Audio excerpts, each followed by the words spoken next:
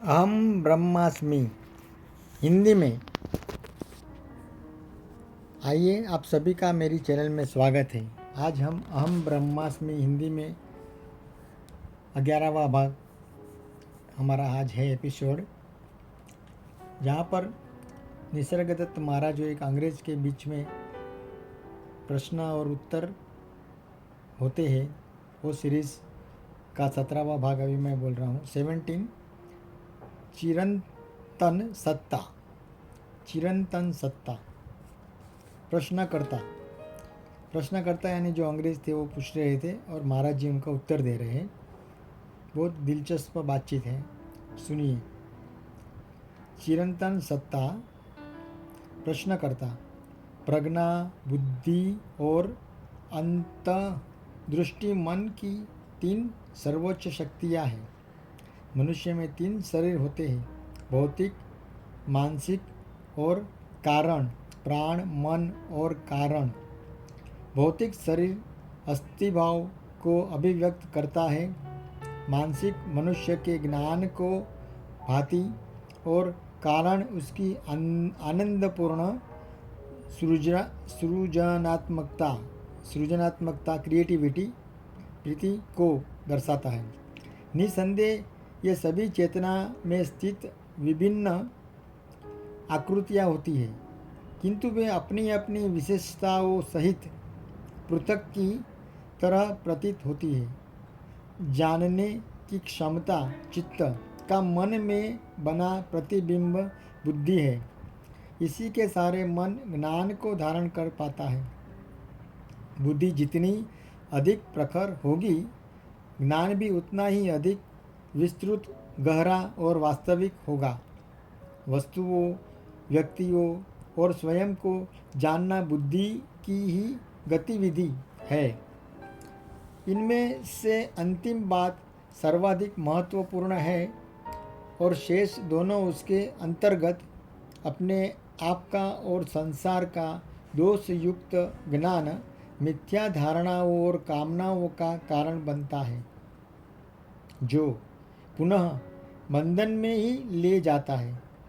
ब्रह्म के बंधन से मुक्त होने के लिए अपने आप की सम्यक समझ आवश्यक है।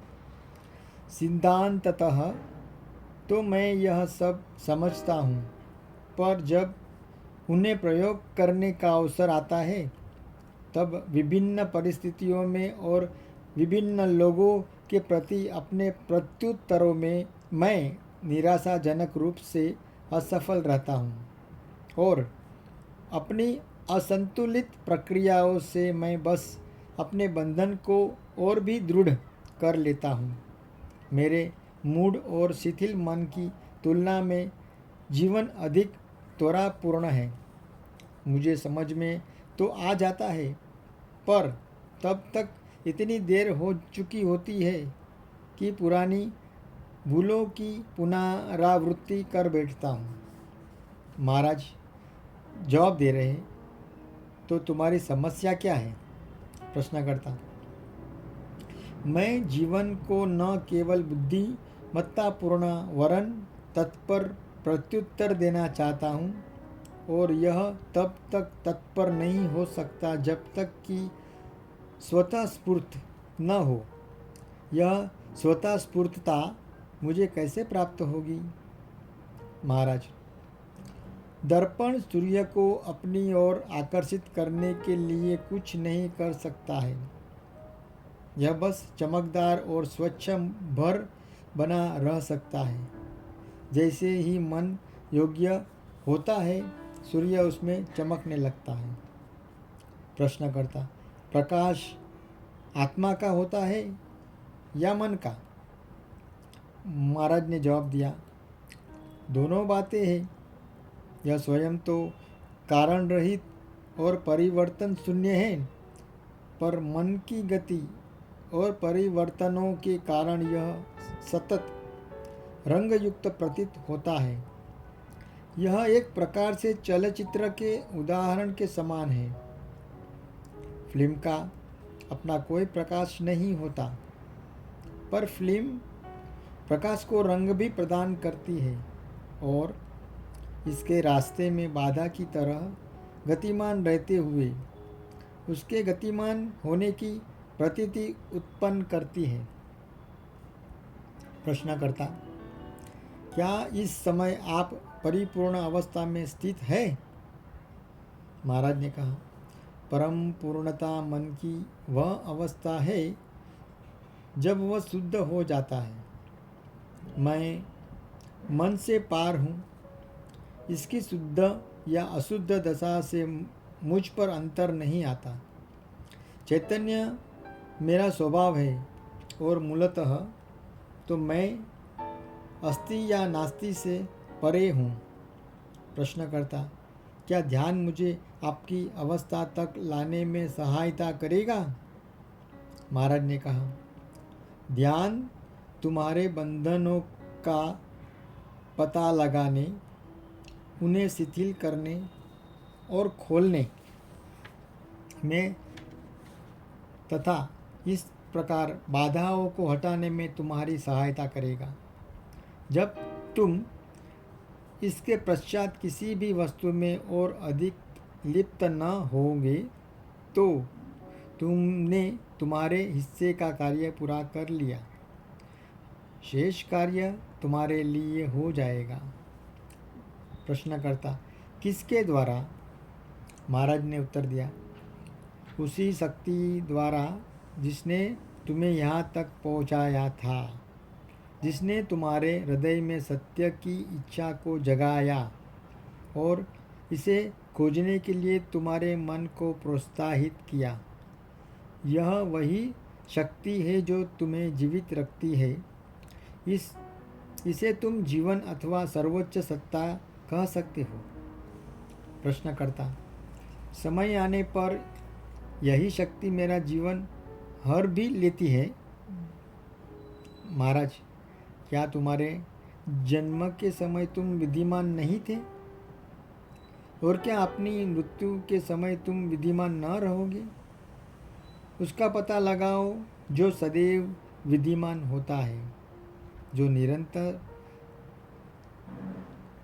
चिरंतर सत्ता है, और तब स्वस्फूर्त और परिपूर्ण उत्तर देने की समस्या हल हो जाएगी। प्रश्नकर्ता, शाश्वत का साक्षात्कार कर लेना और नित्य परिवर्तनशील अस्थायी घटनात्मक परिस्थितियों में प्रयास रहित समुचित प्रत्युत्तर देना, ये दोनों भिन्न भिन्न प्रश्न हैं। ऐसा प्रतीत होता है कि आप इन्हें परस्पर मिला रहे हैं। ऐसा करने का क्या कारण है? महाराज, शाश्वत के साक्षात्कार का अर्थ है शाश्वत हो जाना, पूर्ण हो जाना। विश्व और उसके अंतर्गत उसकी हर वस्तु हो जाना। प्रत्येक घटना पूर्ण की अभिव्यक्ति और प्रभाव है और पूर्ण के साथ गहन सामंजस्य युक्त होती है। पूर्ण से आ रहे सभी प्रत्युत्तर सही, प्रयास रहित और तत्क्षण होगी। यह अन्यथा नहीं हो सकता। यदि यह सही है तो विलंबित प्रत्युत्तर एक गलत प्रत्युत्तर है। विचार, भाव और कर्म एक होने चाहिए और जिस परिस्थिति में उन्हें चाहा गया है उसके साथ साथ उत्पन्न होने चाहिए। प्रश्नकर्ता, यह कैसे होता है? महाराज, मैं तुम्हें पहले ही कह चुका हूँ, उसका पता लगाओ जो तुम्हारे जन्म पर विद्यमान था और तुम्हारी मृत्यु का भी साक्षी होगा। प्रश्नकर्ता, क्या मेरे माता पिता? महाराज, हाँ, तुम्हारे माता पिता, वह स्रोत जहाँ से तुम आए। किसी भी समस्या को हल करने के लिए तुम्हें उसके मूल स्रोत की खोज करनी चाहिए।